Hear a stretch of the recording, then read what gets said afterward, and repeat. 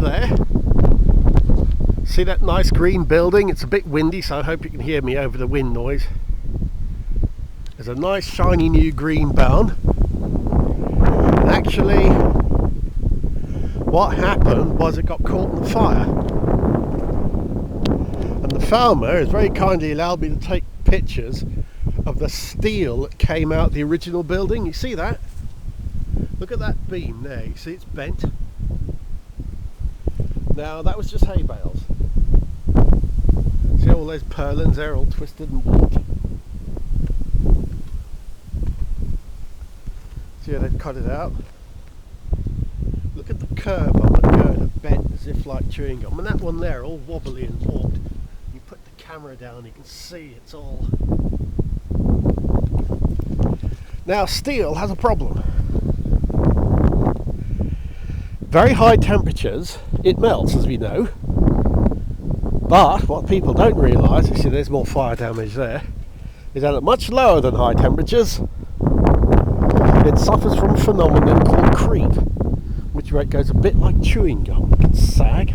I'm going to actually try and set up an experiment myself, but I thought first I'll show you the results of what happens.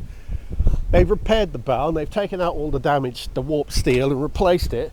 But although much of the frame is still original, the thing to remember is that it's a barn.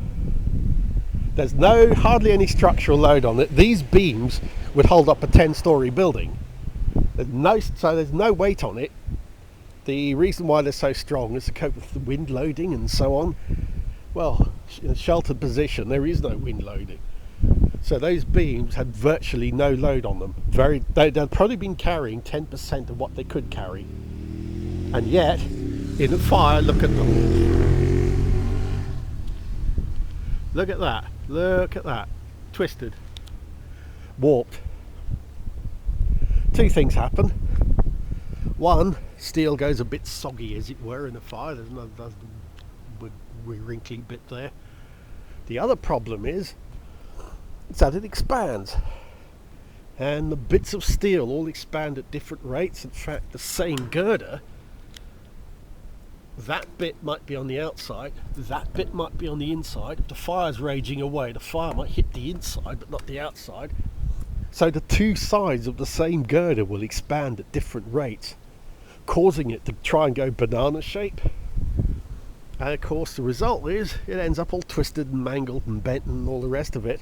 And there's one particularly dramatic bent bit I remember seeing on the barn before they repaired it. Barn didn't collapse, by the way, the structure survived, but it wasn't an awful mangly mess. And I'm trying to see if I can find any of the other bits of steel that I remember from the actual from the fire.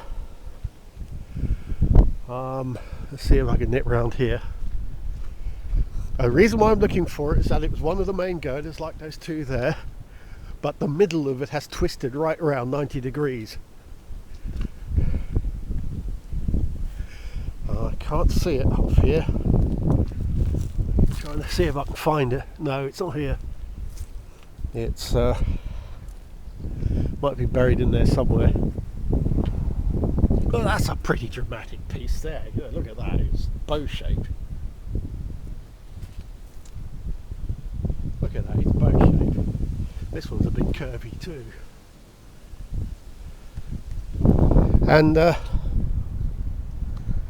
reason why I'm making this little video is I'm just a little bit upset that there are people out there trying to make a name for themselves